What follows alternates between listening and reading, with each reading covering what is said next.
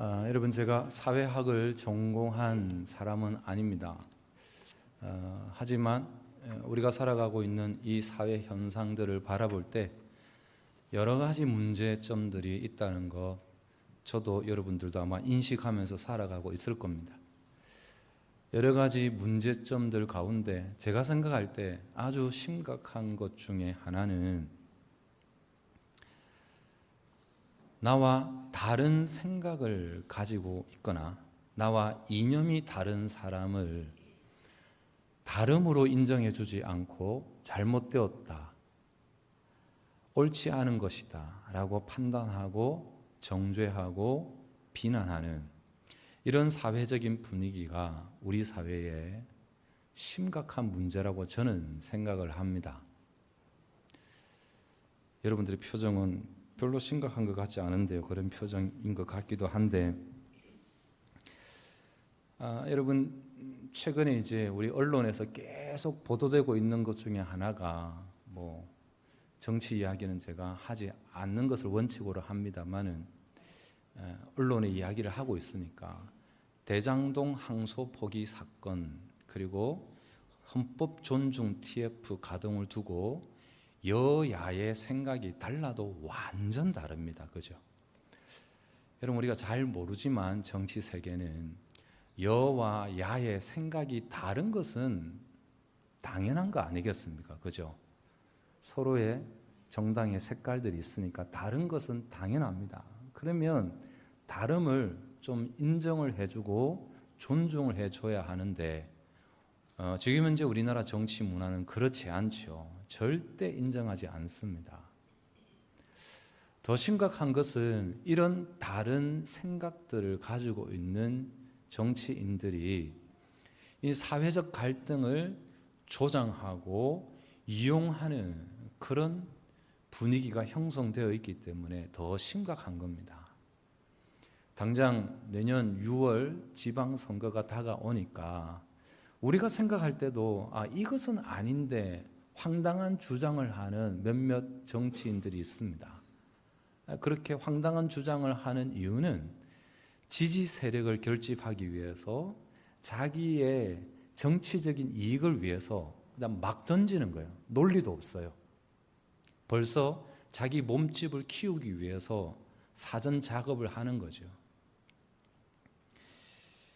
특히나 요즘은 이제 개인 방송이나 SNS를 통해서 자신들의 그 편협되고 일방적인 생각을 막 이야기할 수 있는 장이 형성되어 있으니까, 그러면서도 그 개인 방송을 통해서 수입까지 얻으니까 조금 더 자극적인 이야기들을 막 하는 겁니다.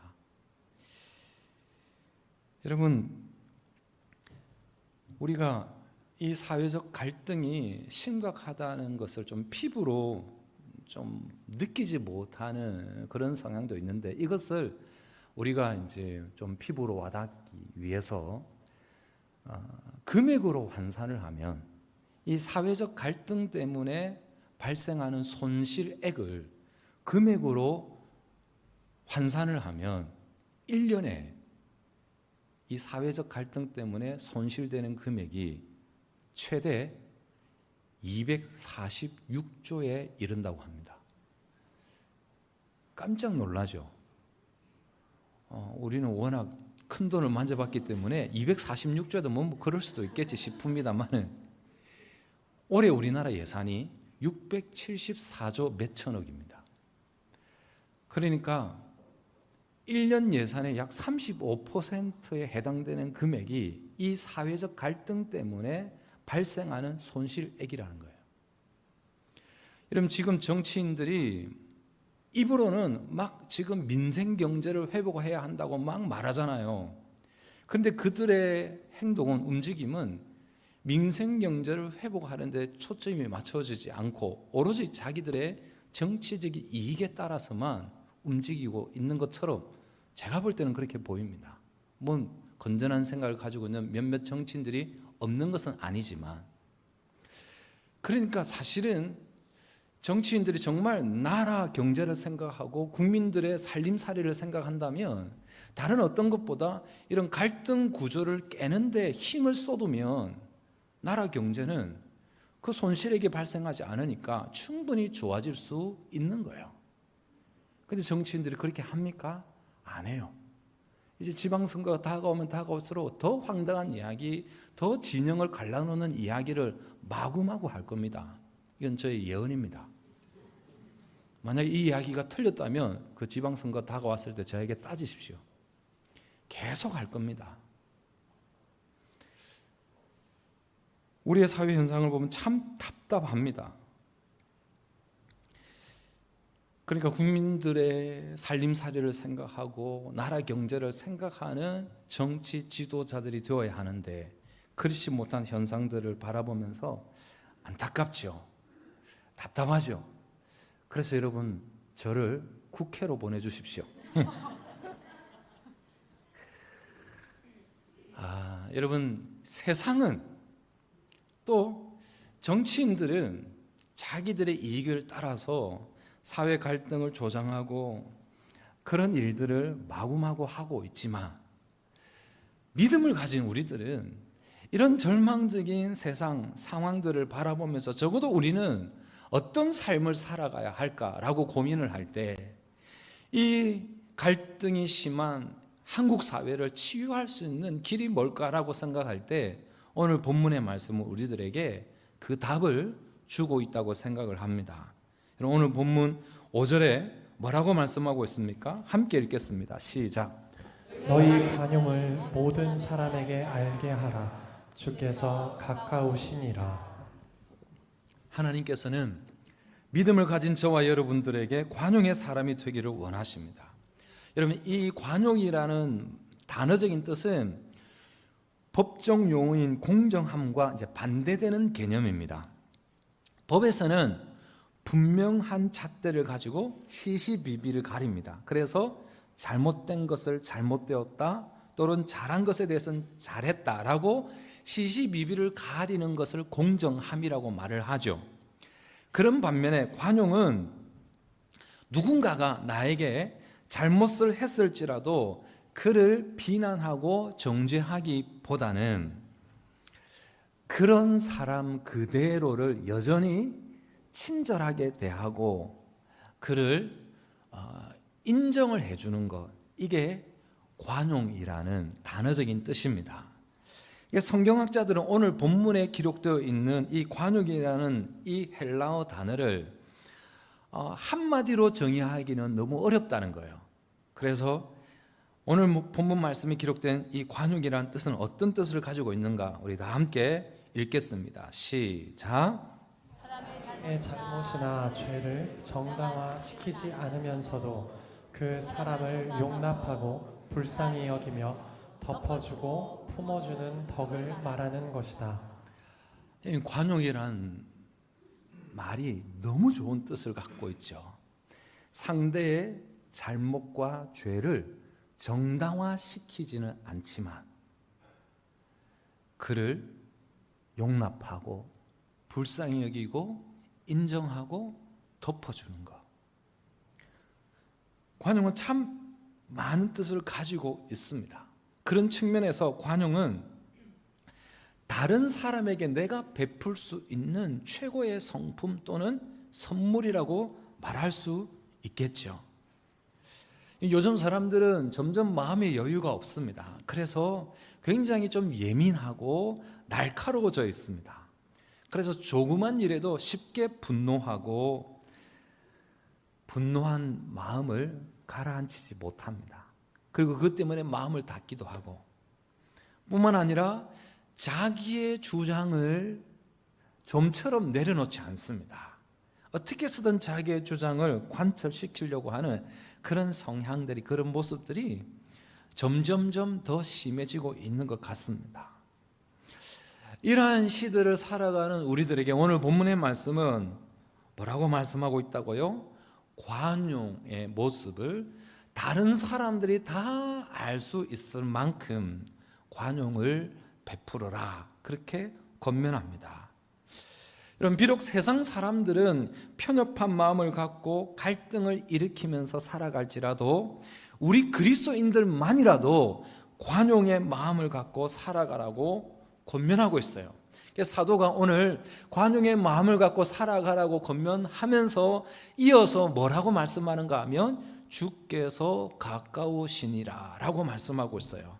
관용의 마음을 갖고 살아가야 할 이유가 이어서 나오고 있죠. 주께서 가까우시기 때문이라고 말씀하는데, 주께서 가까우시다라는 것은 크게 두 가지 의미가 있습니다. 첫 번째는 시간적 임재의 의미를 가지고 있습니다. 곧 주님이 오신다는 거예요. 여러분, 주님이 오시면 어떤 일이 있습니까? 주님이 심판을 하시는 거잖아요. 재판장이 되셔서 심판을 내리십니다. 그러니까 우리가 이 땅의 삶을 살아가면서 살아왔던 삶에 대해서 상급을 주실 것이 있으면 상급을 주실 것이고, 책망할 것이 있으면 책망을 하실 겁니다.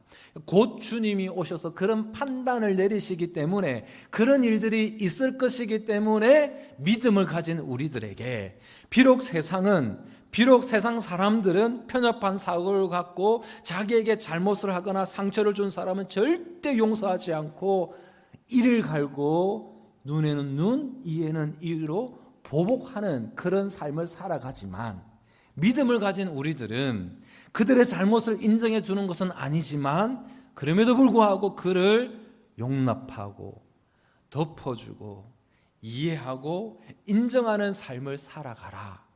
왜? 주님이 오셔서 그렇게 살았던 삶에 대한 판단을 곧 내려주시기 때문이다 라고 말씀하는 거예요. 또 하나의 의미는 공간적 임재의 의미가 있겠죠. 주께서 가까우시니라라는 말씀은 주님이 우리 곁에 계신다, 주님이 나와 함께 계신다라는 뜻을 갖고 있는 거죠. 여러분, 주님이 나와 함께 계시면, 주님이 우리와 함께 하시면 우리가 누군가를 미워할 수 있습니까? 그럴 수는 없잖아요. 우리가 멀리 볼 것 없이 내가 화를 낼 만한 상황이라 하더라도 내 옆에 어른이 있으면 화를 낼 수 있습니까? 성질을 부릴 수 있습니까? 어른을 봐서라도 그럴 수 없잖아요. 꾹 참잖아요. 아닙니까? 성질대로 막 해버립니까? 체면을 봐서라도 절제하죠. 그와 같은 것, 주께서 가까우시니라, 이 말씀은 주님이 계신다, 주님이 함께 하신다. 그래서 믿음을 가진 우리들은 사람들에게 관용할 수 있어야 한다는 것입니다. 그래서 여러분, 우리가 누군가에게 관용을 베푼다는 것을 무엇을 전제로 하는 것입니까?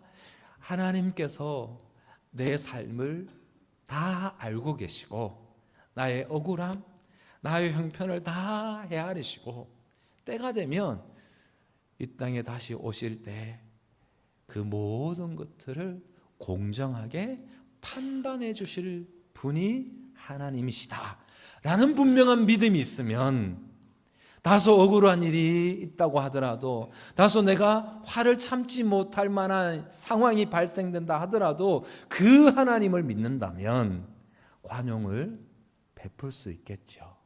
그 믿음이 있으면. 그래서 오늘 사도는 이어서 6절 7절에서 이렇게 이어서 권면합니다. 함께 읽겠습니다. 시작. 아무것도 염려하지 말고 다만 모든 일에 기도와 간구로 너희 구할 것을 감사함으로 하나님께 아뢰라. 그리하면 모든 지각에 뛰어난 하나님의 평강이 그리스도 예수 안에서 너희 마음과 생각을 지키시리라. 아멘. 힘들고 어려운 일이 있을 때, 도무지 수용하기 힘든 억울한 일이 있다고 하더라도 그냥 염려하지 말고 기도하라는 거예요. 판단하고 심판하고 그 일의 결과는 다 주님께 맡기고 기도하면 모든 지각에 뛰어나신 하나님께서 우리에게 평강을 주실 뿐만 아니라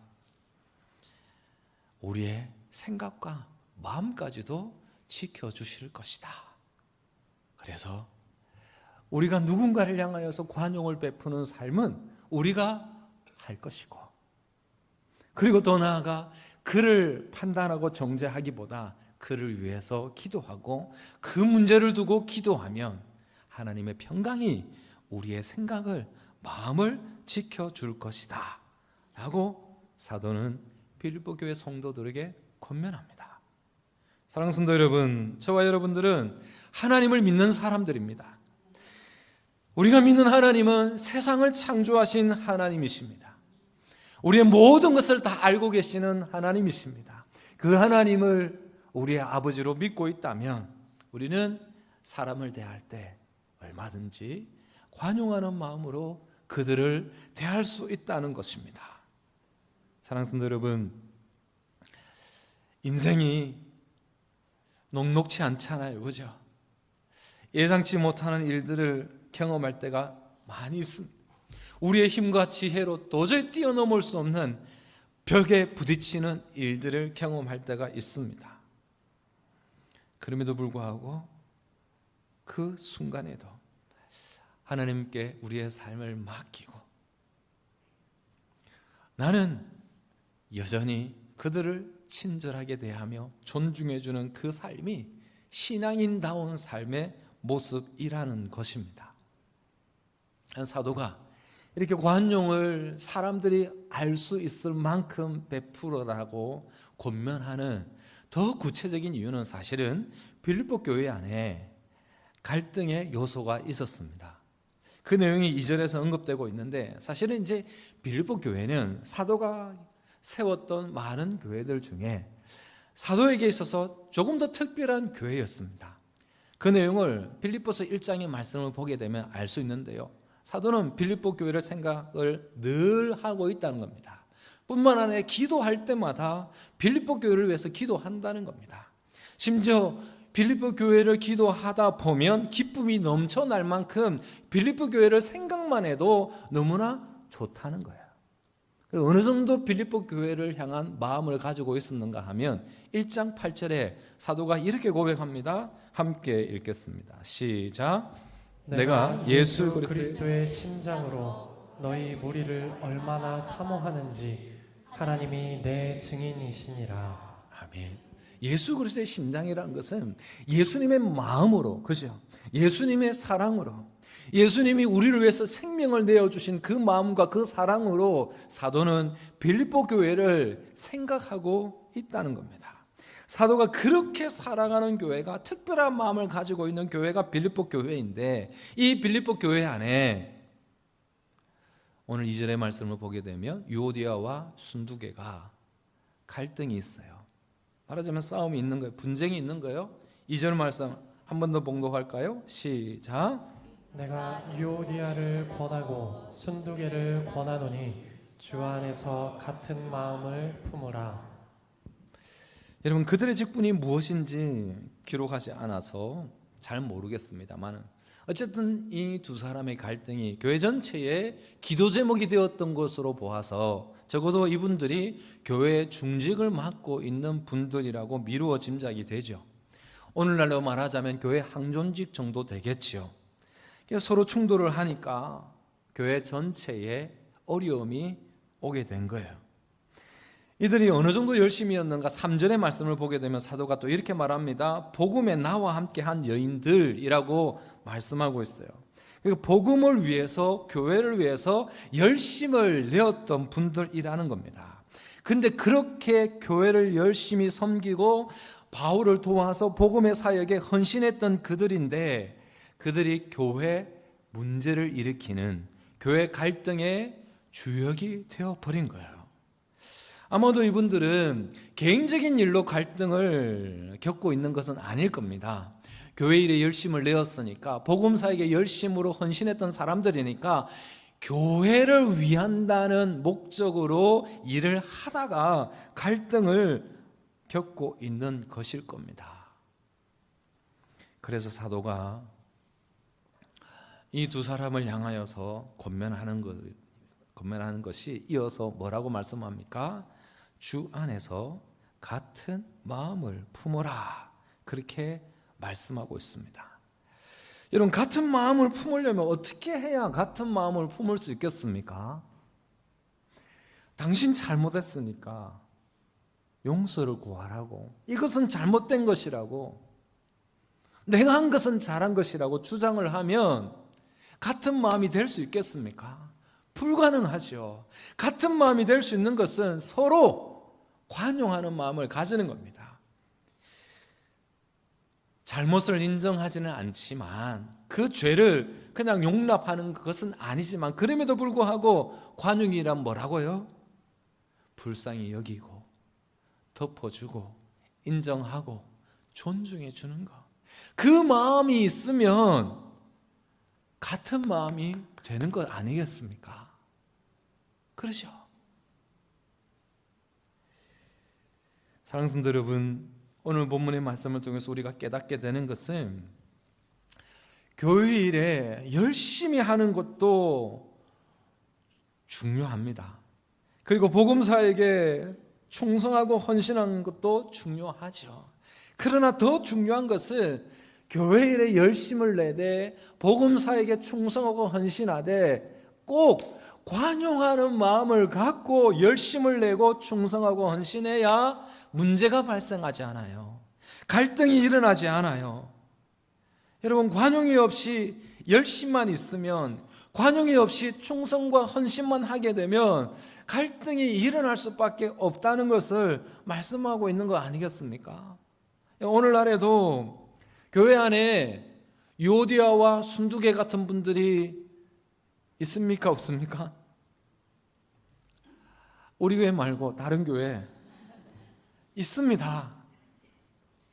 여러분, 교회 일에 열심히 봉사하면, 그리고 복음사에게 충성하고 헌신하게 되면, 때가 되면 그분이 중직자로 세워지겠죠. 그죠? 그렇지 않겠습니까? 그런데 그분이 중직자로 세워졌는데 관용하는 마음이 없어요. 그럼 그분 때문에 항상 교회가 어려움을 당할 수밖에 없는 거예요. 여러분, 교회의 모습을 보십시오. 열심을 내지 않는 사람이 교회 문제를 일으키는 때가 있습니까? 없습니다. 열심을 내지 않는데 갈등할 이유가 뭐가 있겠습니까? 열심이 없는데. 그죠? 갈등할 이유가 없죠. 교회 문제를 일으키는 사람들은 꼭 어떤 사람들이에요? 교회 일에 열심히 특심인 분들.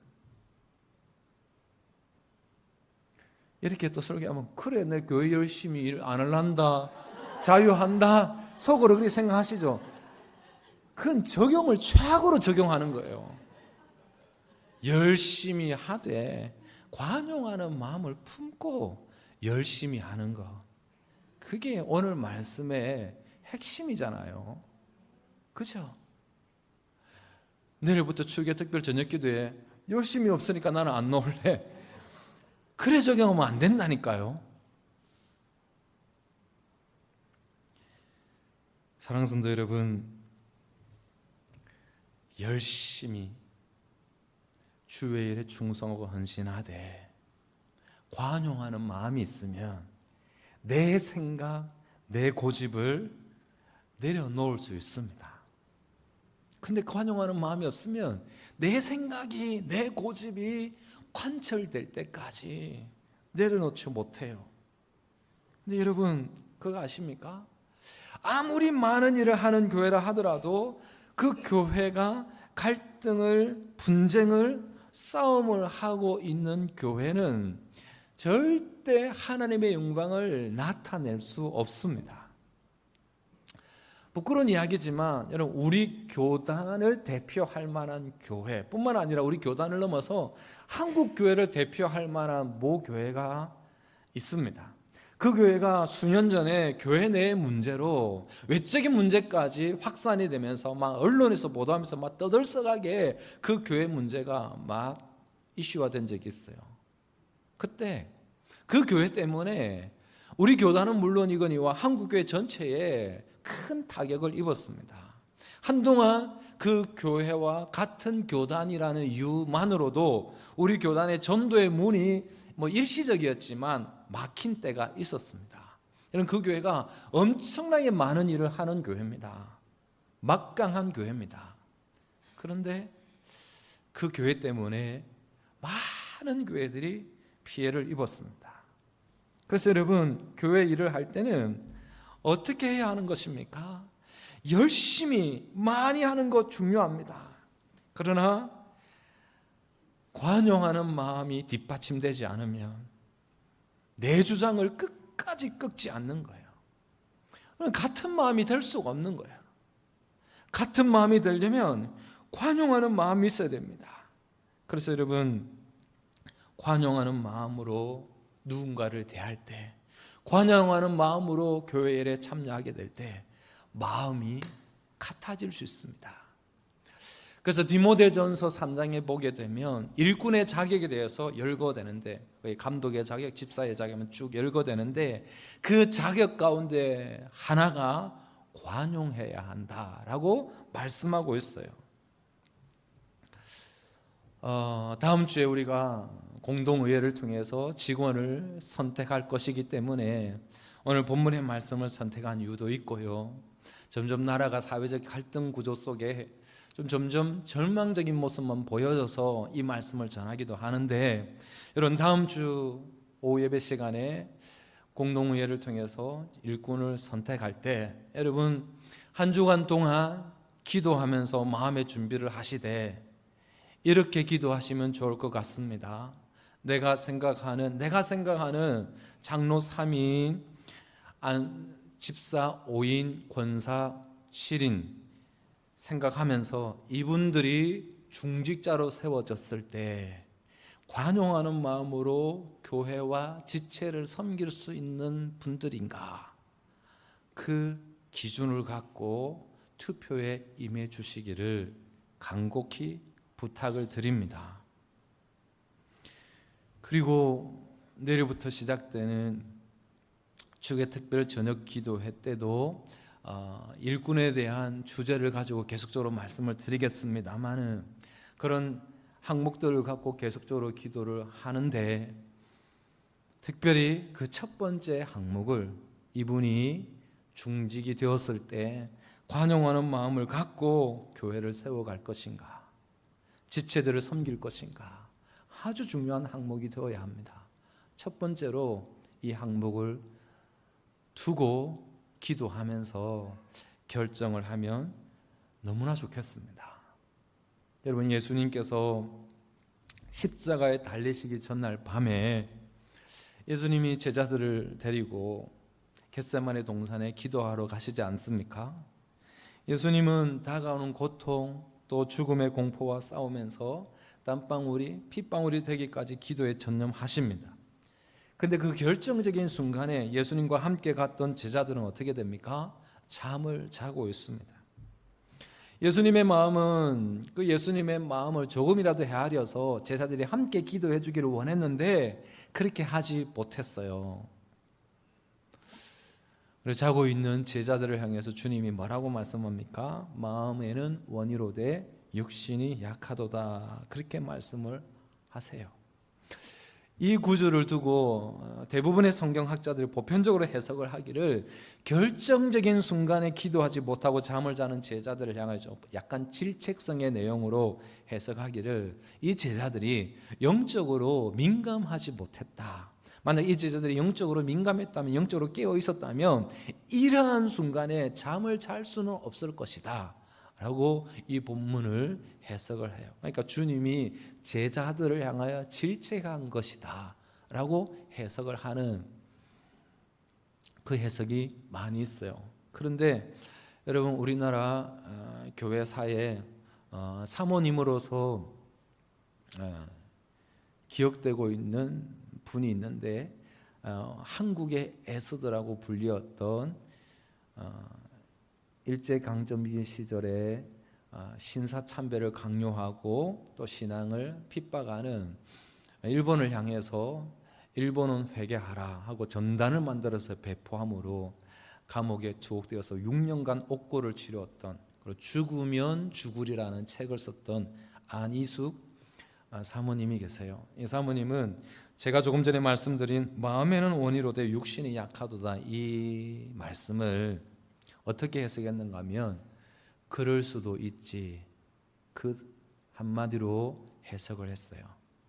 안희숙 사모님의 해석은, 결정적인 순간에 기도하지 못하고 잠을 자는 이 제자들에게 주님은 이런 마음을 가지셨다는 거예요. 마음은 그렇지 않은데 육신이 노곤해서 잠을 잘 수도 있지. 그럴 수도 있지. 제자들의 연약함을 덮어주고 그들의 연약함을 그냥 있는 그대로 인정해 준 대목이라고 해석을 했어요. 저는 이 해석이 저는 훨씬 더 주님의 마음과 가깝다고 여겨집니다. 사랑하는 성도 여러분, 주님이 이 제자들이 잠을 자고 있는 모습을 보면서 덮어주셨던 그 연약함 그대로를 인정해 주셨던 그 마음이 있었기에, 그 관용의 마음이 있었기에 결국은 십자가, 그 놀라운 사랑이 일어났던 것 아니겠습니까? 주님의 덮어주심, 주님의 관용 때문에 주님께 나오지 못했던, 주님과 친구가 될 수 없었던 많은 사람들, 대표적으로 세리들, 죄인들, 병자들, 여인들, 그들은 당시 사람들을 가까이 함에 있어서 부담스러운 존재, 꺼리끼는 존재, 멀리하고 싶었던 존재들이었습니다. 그런데 주님은 오히려 그들의 친구가 되어주셨고 그들을 가까이 하셨습니다. 왜 그런 일들을 행하신 것입니까? 주님은 그들을 향한 관용의 마음을 가지고 있었기 때문에. 그래서 그 관용의 마음이 절정으로 표현된 곳이 십자가죠. 그래, 십자가는 그래서 유대인도 이방인도 지혜자도 미련한 자도 죄인들도 선한 사람들도 누구든 상관없이 십자가 앞에 다 나올 수 있는 것이지요. 여러분, 우리는 그런 주님의 십자가 사랑을 받고 그런 주님의 십자가 사랑을 믿고 있는 저와 여러분들입니다. 그러므로 그 주님의 십자가 사랑을 받은 우리들이기 때문에 우리 역시 십자가를 지셨던 주님을 닮는 삶을 살아가야 하는 줄 믿습니다. 그렇게 주님을 닮아가는 삶을 살아가는 대표적인 모습이 오늘 본문의 말씀에는 어떻게 말씀하고 있는 것입니까? 관용하는 마음을, 관용하는 것을 사람들이 다 알 수 있을 만큼 우리의 삶을 통해서 저 사람은 내가 혹 잘못한다고 하더라도, 저 사람은 내가 저 사람에게 혹 상처를 준다고 하더라도 나를 인정해주고 나를 용납해주고 나를 받아줄 수 있는 사람이라고 알 수 있을 만큼 관용의 마음을 갖고 이 땅의 삶을 살아가라고. 그런 마음을 갖고 살아가면 이 갈등 구조가 심해져 있는 이 세상, 한국 사회를 치유할 수 있는 길이 그들을 통하여서 있을 것이라고 오늘 본문의 말씀은 우리들에게 말씀하고 있습니다. 그리고 그렇게 관용하는 사람들로 많이 채워진 교회 공동체는 그 관용하는 마음을 갖고 교회 섬기는 사람들을 통하여서 그 교회는 주님의 거룩한 뜻을 능히 이루며 나아가게 될 것이라고 오늘 본문의 말씀은 우리들에게 권면하고 있는 것이지요. 사랑하는 성도 여러분, 이번 한 주간 삶을 살아가면서 오늘 말씀을 기억하면서 기도하기를 원합니다. 이 갈등 구조가 심각한, 그리고 때만 되면 정치 지도자들이 이 진영 논리를 이용해서 자기의 이익을 챙기기 급급한 이 사회를 살아가는 우리들이, 믿음을 가진 우리들이 관용하는 마음을 가지고 나와 생각이 다르고 나와 이념이 다른 그 누구라 하더라도 다름을 인정해주고 나는 예수를 믿는 사람이기 때문에 그를 용납하고 인정하고 덮어주는 그런 관용의 삶을 살아가게 될 때 우리가 살아가는 세상은 치유되게 될 것이고 우리로 인하여서 우리가 있는 곳이 하나님의 나라를 이루게 될 줄 믿습니다. 그래서 이 한 주간 삶을 살아가면서 계속적으로 기도하기 원합니다. 관용의 사람으로 살 수 있도록 주님 나를 관용하는 사람으로 사용해 주옵소서. 한 주간 기도하실 수 있기를 바라고 또 아울러 기도하기를 하나님 다음 주에 있을 공동의회를 통해서 우리 교회 지도자들이 관용하는 사람들로 세워지는 은혜가 있게 해 주옵소서. 그렇게 한 주간 기도하기 원하고 그 기도가 주님 앞에 상달되어서 우리 교회가 관용하는 사람들로 지도자가 세워져서 우리 교회가 주님의 뜻을 이루어드리는 거룩한 교회 공동체 되기를 주님의 이름으로 축복합니다.